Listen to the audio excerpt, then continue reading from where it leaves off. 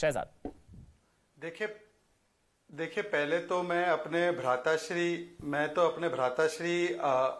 दुबे जी को थोड़ा सा मैं संवेदना प्रकट करना चाहता हूं कि इतनी मेहनत उनकी, पवन भाई, नगमा जी की रही है, परंतु एक नया कोई शायर आया है, उसको राज्यसभा नसीब हो गई इनकी पार्टी में, इनको नहीं मिली।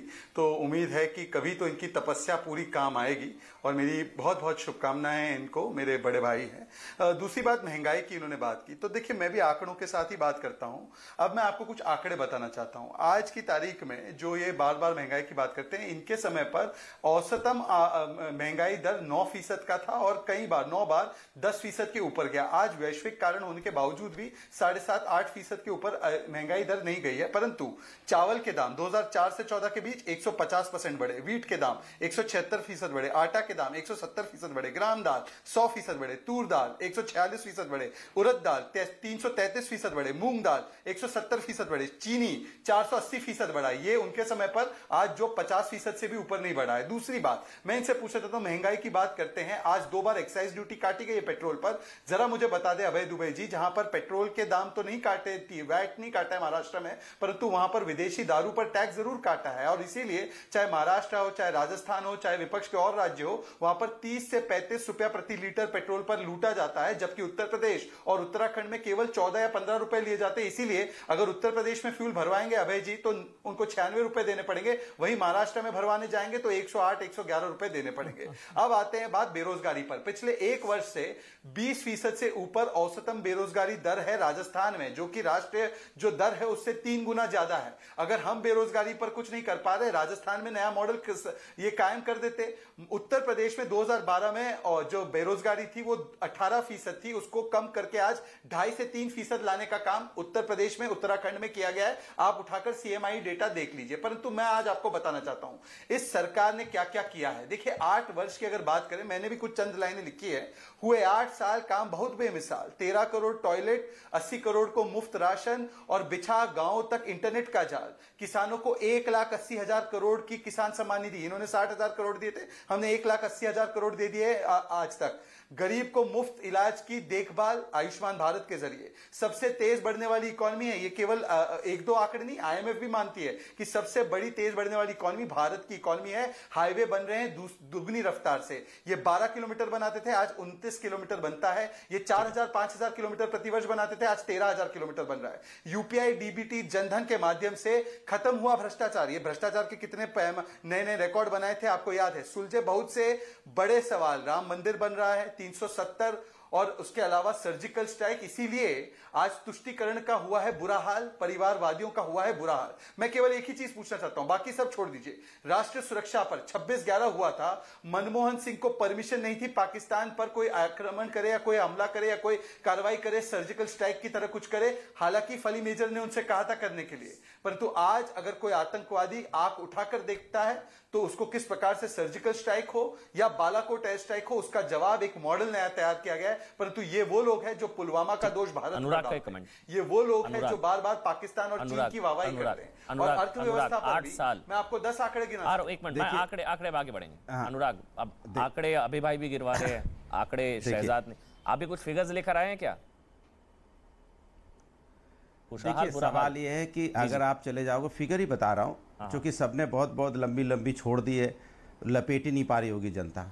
कहते हैं ना डिजिटल इंडिया, नया भारत, रेंगता भारत, बेचता भारत, सब कुछ तो बिकता चला जा रहा है। क्या हुआ वही तो मैं पूछना चाहता हूं। 25 एयरपोर्ट बेच दिए गए, प्राइवेट को दे दिए गए हैं।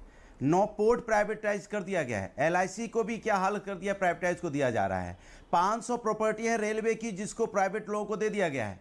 अब मैं पूछना चाहता हूं, इंडियन एयरलाइंस बेच दी गई है, पवन हंस बेच दिया गया है। उसके बाद क्या हो रहा है, डीजल पेट्रोल की अब की हुई बहुत मार, जबकि उसमें 62 रुपए था, आज कह रहे हैं बड़े प्राउड से कह रहे हैं मैं तो 96 रुपए में दे रहा हूं। अरे 96 क्यों, तो 30 रुपए देने की बात थी, अब तो 96 रुपए की देने की बात करने लगे। उसमें भी बड़े घमंड से कह रहे हैं कि मैं दे रहा हूं।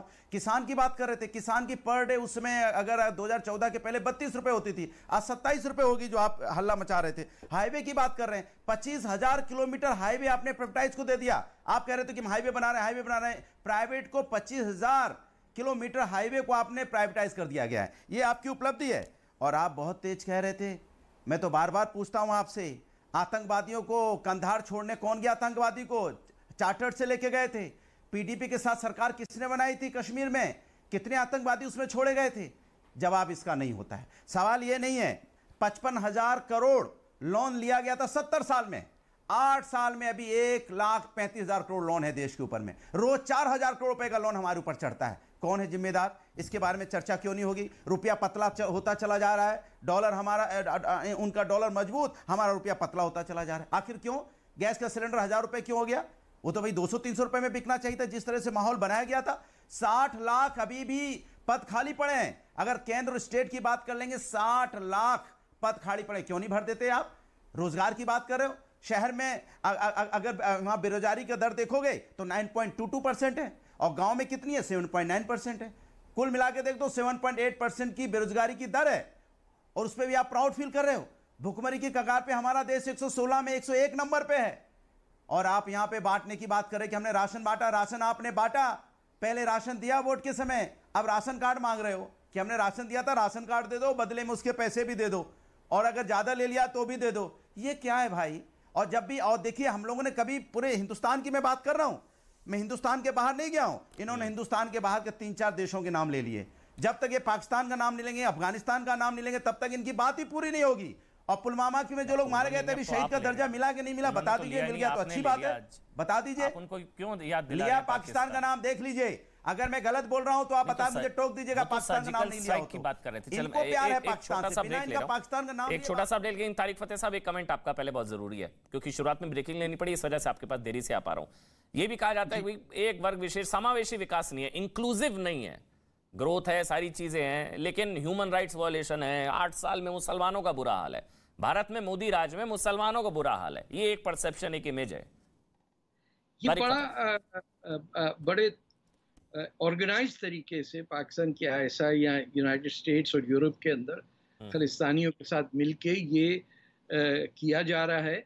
और अनफॉर्चुनेटली इसके अंदर आपके ओवरसीज इंडियन जो ज़्यादा पढ़ लिख जाते हैं, उनको आंटियों को बैठ के फिर यही जजमेंट देना पड़ता है कि वो कितनी बदबू आती है वहाँ से, और ये सब। This is happening by Pakistan funding, यहाँ पे भी हो रहा। मैं एक बात सिर्फ कहूँगा कि मुझे क्या फ़र्क नज़र आता है। जब मनमोहन सिंह साहब प्राइम मिनिस्टर थे तो G20 में वो कहीं दूर पीछे नज़र आते थे। सब प्राइम मिनिस्टर, प्रेसिडेंट्स आगे जा रहे होते थे, वो कहीं घुमे हुए होते थे। आज के दौर में वेदर यू लाइक हिम और नॉट, प्राइम मिनिस्टर मोदी की ये पोजीशन है कि जहां वो होते हैं वहां बाकी दुनिया के लीडर्स होते हैं। एक छोटा सा तारिक फतेह, ब्रेक के बाद आपसे शुरू करूंगा, मजबूरी है, छोटा सा ब्रेक ले रहा हूं।